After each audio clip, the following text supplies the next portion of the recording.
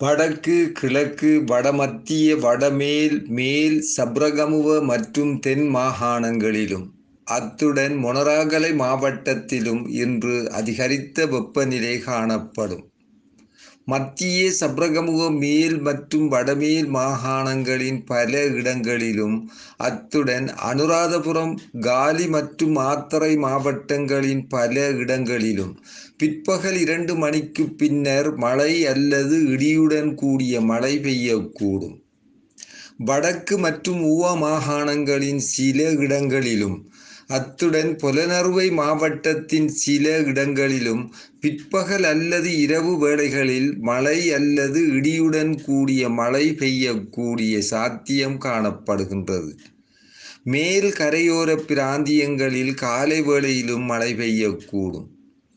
மத்திய சப்ரகமுவ மற்றும் ஊவா மாகாணங்களின் சில இடங்களிலும், அத்துடன் அம்பாறை மாவட்டத்தின் சில இடங்களிலும் காலை வேளையில் பனிமூட்டம் காணப்படும். பலத்த காற்றும் மின்னல் தாக்கங்களும் ஏற்படக்கூடிய சந்தர்ப்பங்களில் பொதுமக்கள் அவதானத்துடன் செயற்படுமாறு கேட்டுக்கொள்ளப்படுகின்றனர்.